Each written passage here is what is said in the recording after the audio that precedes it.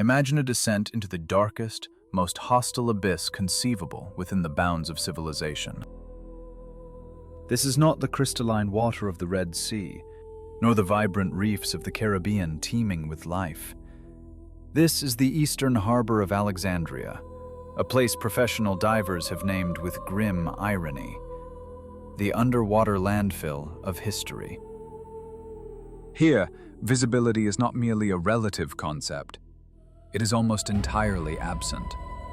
The water is a thick, heavy brown broth, supersaturated with sand, silt, and the millennial runoff of a vast, roaring African metropolis.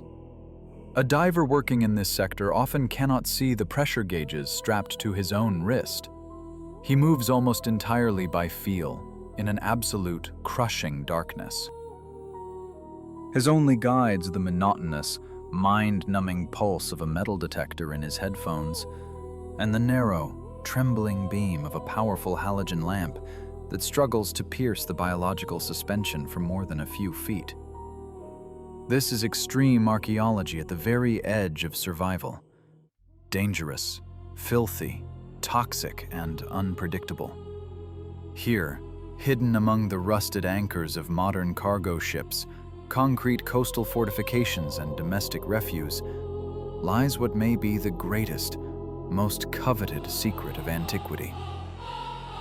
It was in this aggressive environment, where every inch of silt could conceal either a shard of sharp modern rebar capable of tearing a wetsuit or a priceless artifact, that the instruments of Franck Godio's expedition registered a magnetic anomaly. It was a reading that caused the hearts of researchers to freeze and sonar operators to rub their eyes in disbelief. The magnetometers, finely tuned to detect voids and non-ferrous metals, went wild, broadcasting peak values. A computer model, constructed from high-resolution multi-beam sonar, revealed a strange, unnatural picture. Beneath a layer of viscous silt, compacted over centuries, lay not the chaotic jumble of rocks characteristic of a natural seabed. Instead, there was a strict, mathematically precise geometry, perfect right angles, impossibly straight lines of walls stretching into the gloom. It was a design that nature does not create. As a diver began to carefully clear the sediment, centimeter by centimeter with a specialized vacuum dredge, a face emerged from the swirling clouds of murk. It was not human. It was a face of red Aswan granite, polished to a mirror sheen 2 millennia ago and left untouched by the corrosive sea. It was a sphinx, but one of a unique kind. Upon its head rose the royal cobra, the uraeus. This was the supreme symbol of a pharaoh's absolute power, a sign warning any mortal who might approach. You're entering the territory of the gods, a place where other laws apply. A profound, almost prayerful silence descends upon the expedition's command center, aboard the vessel Princess Duda, rocking gently on the surface. Scientists feverishly check the GPS coordinates. They align with a location that, for centuries, academic historians had dismissed as pure fiction. A beautiful Eastern fable, an Atlantis of the ancient world. Below, divers hang suspended in the deep, directly above the sunken island of Antirodos. This was the personal, secluded residence of the most famous, most powerful, and most enigmatic woman in human history, Cleopatra VII of the Ptolemaic dynasty. A stone sphinx materializes from the gloom. Its vacant eyes stare through the murky water, seemingly into the diver's very soul. It guards not merely a palace entrance, but a holy of holies, a zone forbidden to common mortals during her life, and one that remained so long after her death. This was the inner sanctum where the Queen of Egypt planned her final, theatrical, and magnificent exit from the stage of history. The world received a clear signal. This was not just another picturesque ruin. This was a crime scene, 2,000 years old, and it still held the evidence. To truly grasp the scale, the complexity, and the drama unfolding on the floor of Alexandria's bay, one must cast aside all romantic notions of traditional archaeology. There are no gentle scholars in brimmed hats, delicately dusting away the centuries from pottery shards. This is a high-technology, engineering special operation, conducted in conditions bordering on combat. The explorer Franck Godiot aptly calls ancient Alexandria a submarine Pompeii. But where Pompeii was instantly preserved beneath a blanket of hot volcanic ash, Alexandria was annihilated by water and the merciless, unrelenting laws of physics. For centuries, scholars, writers, and adventurers had argued themselves hoarse. Where is the tomb of Cleopatra and her Roman lover, Mark Antony? It haunting directions. She had built her mausoleum while still alive, beside the temple of Isis, adjacent to her own palace, to be ready for the end at any moment. But when archaeologists of the 19th and 20th centuries came to modern Alexandria, they found only an empty, sandy shore and modern waterfronts. The palaces were gone. The temples were gone. It was as if the queen herself had simply evaporated, leaving no material trace. Skeptics argued the Romans had destroyed the body, burned the mummy, and razed the tomb to its foundations to erase her from memory. An act of damnatio memoriae, the damnation of memory. The truth, however, proved to be infinitely more terrifying and more grandiose than any human retribution. The city did not disappear. It drowned. In the 4th and 8th centuries of our era, a series of monstrous earthquakes and the tsunamis that followed struck the coast of Egypt with the force of 1,000 nuclear bombs. The sea, in its fury, became both executioner and curator, dragging a queen's world into the abyss, not to destroy it, but to hold it in a silent, timeless embrace. It was a cataclysm born from the earth itself, a rare and devastating geological phenomenon known as soil liquefaction. Beneath the colossal weight of granite palaces, obelisks, and temples, the solid ground of the Nile Delta instantaneously transformed into a churning slurry, its load-bearing capacity vanishing in a moment. And so the entire royal quarter, with its marble colonnades, its great library, its giant statues, and the tombs of kings, simply slid into the sea.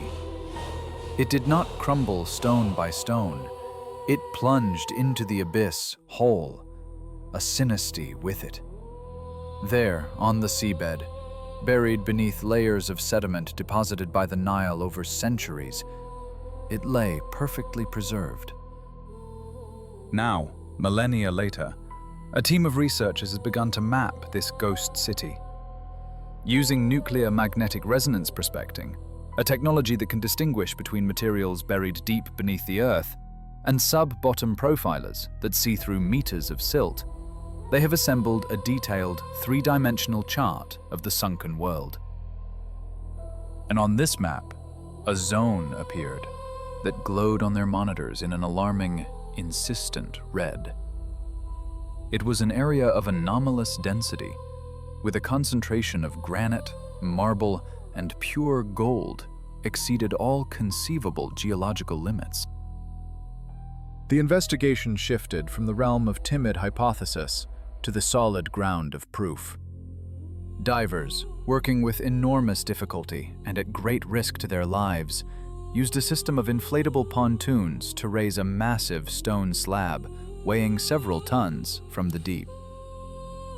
After they painstakingly cleared away a thick mantle of shells, coral, and the grime of ages, epigraphists, specialists in ancient inscriptions, were able to read the Greek text carved into the stone. It was a dedication. A high priest was consecrating a statue to the great goddess Isis. To the layman, it was an old rock with letters. To the historians, it was the smoking gun, irrefutable evidence linking a specific place to a legendary figure. Cleopatra did not merely believe in the gods, as her contemporaries did. She played a complex, multi-layered political and religious game. Officially, at the level of the state, she had proclaimed herself the new Isis, the living, earthly embodiment of the mother goddess, the patron of magic and resurrection. She dressed as Isis. She conducted rituals as Isis.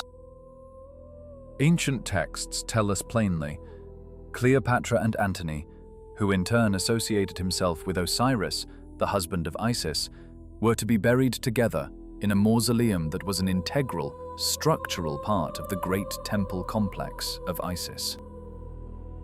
By finding that priest's dedication slab, the archaeologists had found the address. They had located the sacred perimeter. From that moment, the discoveries began to cascade, one after another, fitting together into a chilling, logical puzzle. From the silt near the slab, they extracted the colossal stone head of a youth. The features were ideal, Greek, but etched with an infinite and profound tragedy. The ocean gives up its dead, but never its secrets easily. A queen's ambition, a lover's sorrow, and an empire's end, all preserved in stone, waiting for the patient and the bold to finally read the story written in the dark. Beneath the waves, a face emerged from the silt, one that experts recognized almost immediately. Caesarion, the son of Cleopatra and Julius Caesar. He was the boy who, by right of blood, should have ruled the world, uniting Rome and Egypt in a single magnificent destiny. Instead, he was ruthlessly hunted down and killed by the secret order of the first Roman emperor, Octavian, to eliminate the one true rival to his power. The very presence of Caesarion's likeness in this narrow sector of the seabed confirms it. We are in the sacral heart of the Ptolemaic dynasty's private domain. This was no public trading port. This was the intimate, hallowed ground of the palace, where access was granted only to the queen, her family, and the highest of her priestesses. But a far more shocking discovery, one that would make the blood run cold, still lay in wait. Amidst a chaos of fallen columns, hewn from the rarest of pink granite, among shattered stelae and the fragments of sphinxes, sonar painted the contours of a massive, monolithic structure, strangely preserved. This was no elegant residence with its thin, graceful walls. This was a bunker. It oriented with precision along astronomical axes, pointing to the rising of Sirius, the star of the goddess Isis. The entrance was sealed, blocked by a colossal granite block weighing 9 tons. A block that, judging by the nature of the fractures and its position, had not fallen by chance. It was part of an ingenious sealing mechanism. Either it was dislodged by an earthquake at the most inopportune moment, forever closing the way inside, or its builders deliberately sent it crashing down, entombing the entrance for eternity. We stand before a doorway that no human hands have opened since August of 30 BCE. Why is the search for this one place so critical? Why does the tomb of Cleopatra matter? It is not merely another gilded sarcophagus filled with gold. It is a key to understanding an entire epoch. It is the final act in the greatest drama of antiquity, a drama that, even after 2,000 years, remains shrouded in a dense, impenetrable veil of lies, woven by Roman military propaganda. The official history, written by the victors, tells a simple tale. Mark Antony, mistakenly believing Cleopatra is already dead, falls on his sword.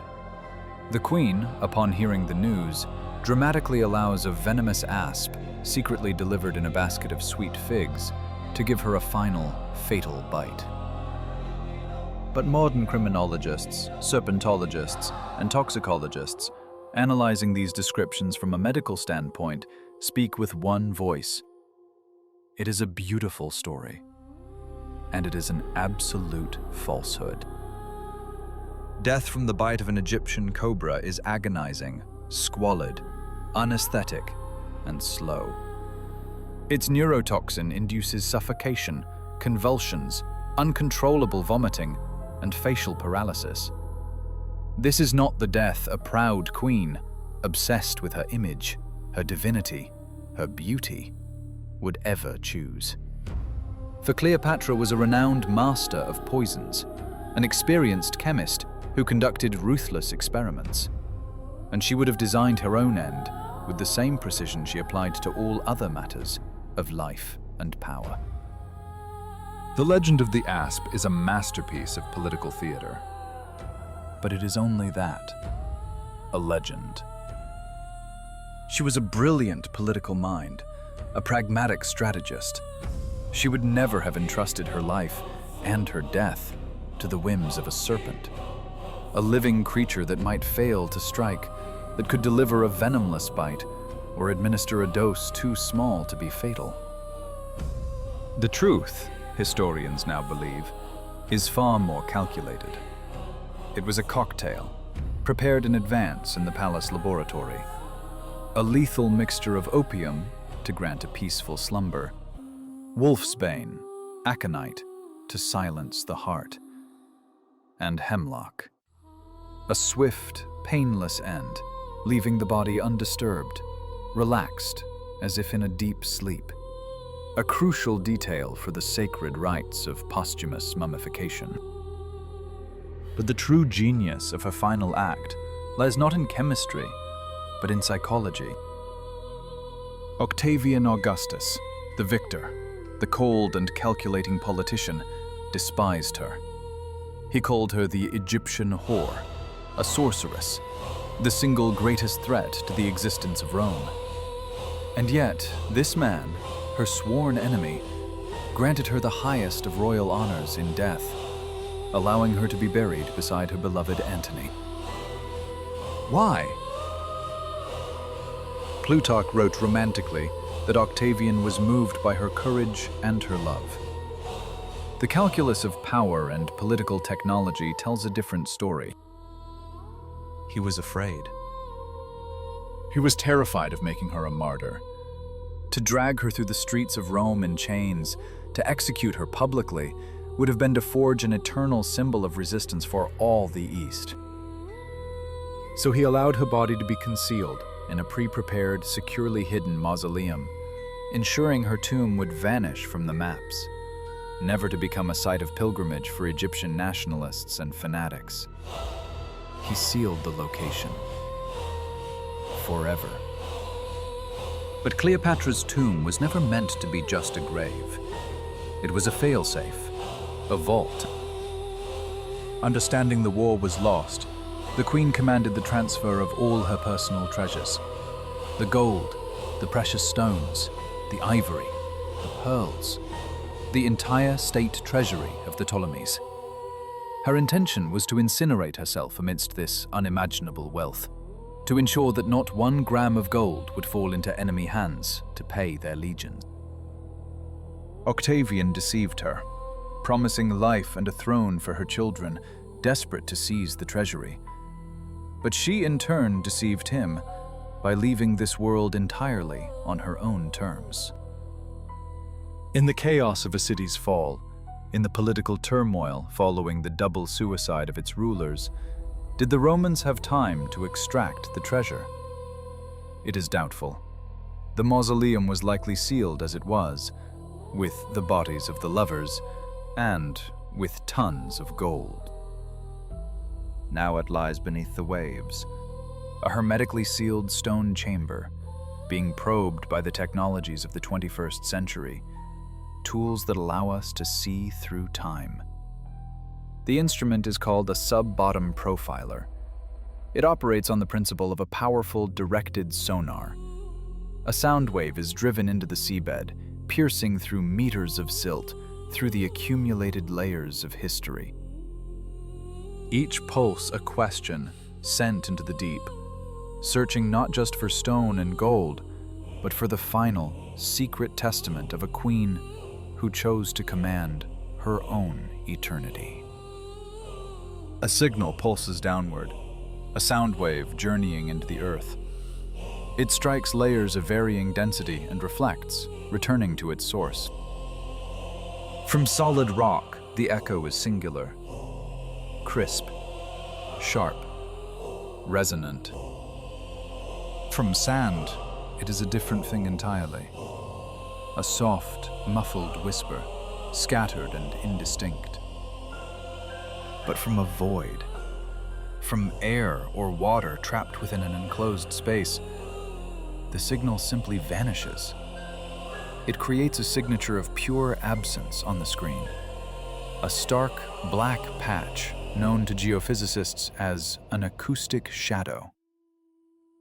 And there, directly beneath the granite ruins of the island of Enteridos, buried under a collapsed 9-ton block, the instruments detected it. A clear, chilling, anomalous emptiness. This was no natural-cast cavern, no channel carved by water. Its geometry was too perfect, too deliberate, marked by the unmistakable signature of right angles. The dimensions of this cavity, approximately 4 meters by 6, a height of nearly 3 meters. It is a perfect match, corresponding down to the centimeter with the standard dimensions of a royal burial chamber from the Hellenistic period of Egypt. Above this chamber lies a dense, stratified seal, a 5-meter thick layer of shattered columns, toppled statues, and compacted silt. It is a perfect natural vault, forged by catastrophe. If the chamber was constructed to be hermetic, and the engineers of Egypt were the finest builders in the world, then its contents may have defied the sea. They knew even then how to use hydrophobic cement, a mortar based on volcanic ash that hardens underwater. It is possible the sea never penetrated the tomb in any significant volume. We have seen real-world examples. In flooded tombs and on sunken ships, archaeologists have found dry wood, preserved textiles, even bone, protected beneath a layer of mud that formed an impenetrable plug. If the tomb of Cleopatra was not plundered in those first chaotic centuries, and reaching it underwater without modern breathing apparatus and pumps was a physical impossibility, then what waits inside is not the bare, scattered skeletons of forgotten kings. We might find mummies, and something far more precious than gold. We might find papyri, personal diaries, the letters of Mark Antony, state archives, records that would rewrite the history of Rome and Egypt, penned not by her enemies, but in the Queen's own hand. Imagine it, her true voice, breaking 2,000 years of silence. It would be a scientific explosion, with a force exceeding the discovery of Troy. Skeptics often pose a reasonable, logical question. If the tomb is there, and it was filled with treasure, why did the gold-hungry Romans not return to plunder it when passions had cooled? Rome, after all, was in desperate need of funds for its endless wars. The answer lies in a combination of primal fear and the deep superstitions of the age. After Cleopatra's death, Egypt was no longer an ally. It became the personal province of the emperor, his private property. Access to the royal quarter of Alexandria was strictly controlled by a military garrison. It was a forbidden place, a kind of Area 51 of the ancient world. And then, nature delivered the final verdict. Geological processes are relentless. Slow, tectonic shifts began to pull the coastline of Alexandria downward. The level of the Mediterranean rose. Within 100 years of the Queen's death, Her palace stood knee-deep in water. 300 years later, it vanished entirely, swallowed by the sea, hidden from the eyes of humanity. The ocean had become a more formidable guardian than any wall of stone or sand. All that remained on the surface were distorted, half-remembered legends. Medieval Arab travel legends, glass coffins resting beneath the waves of Alexandria's harbor, visible from a boat only when the water was perfectly clear and still. They described seeing the golden tops of submerged obelisks and the skylights of mausoleums not yet buried by silt. When modern scientists analyzed these ancient texts, they overlaid the descriptions onto contemporary underwater maps. The coincidences were staggering in their precision. What had been dismissed as myth was revealed to be an accurate topographical guide, leading them to their goal. Today, the expedition faces a dilemma of immense engineering, scientific, and ethical complexity. They know where the door is. Their instruments detect a void behind it. They can almost physically feel the presence of history waiting. But how to enter? To simply blast a passage with dynamite, as the explorers of the 19th century might have done, is unthinkable. A shockwave in water propagates instantly and with monstrous force. It would collapse the vaults of the ancient chamber and obliterate its fragile contents. To excavate with powerful ejectors would risk triggering underwater landslides, burying divers alive in seconds, turning the site into a mass grave. Visibility is zero. Any wrong move could be fatal. The work proceeds with a jeweler's surgical precision.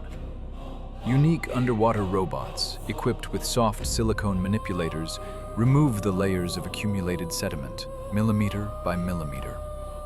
Every movement is captured by dozens of cameras in real time. It is the slowest race in history. On one side, a burning, adrenalized thirst for discovery.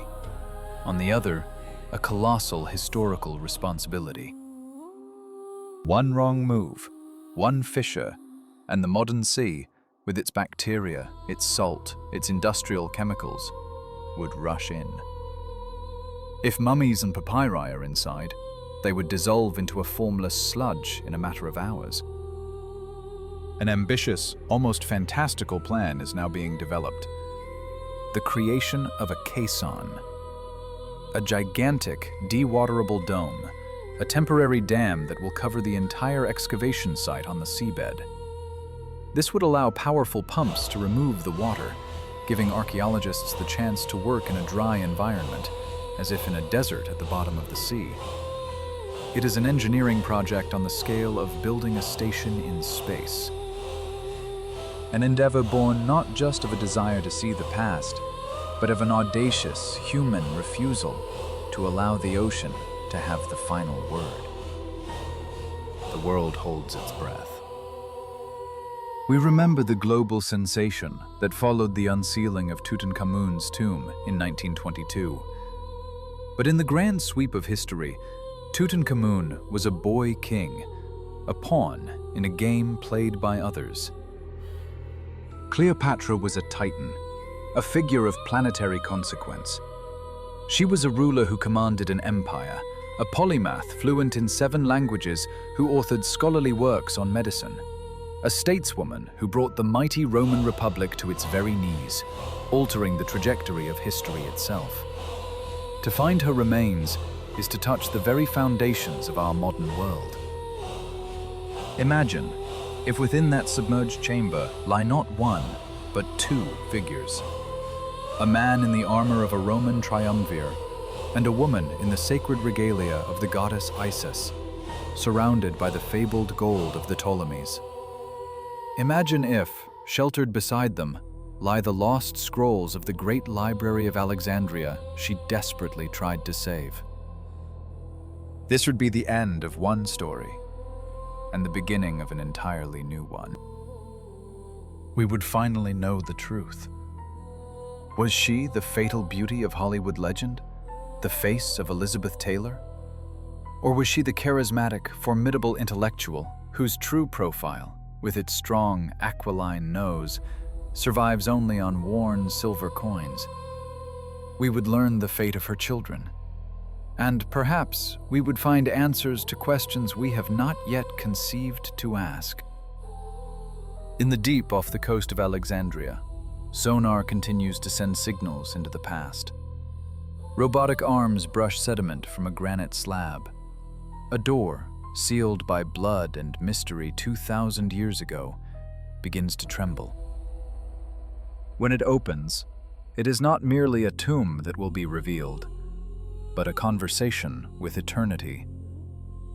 And we may discover that the history we thought we knew was only the beginning.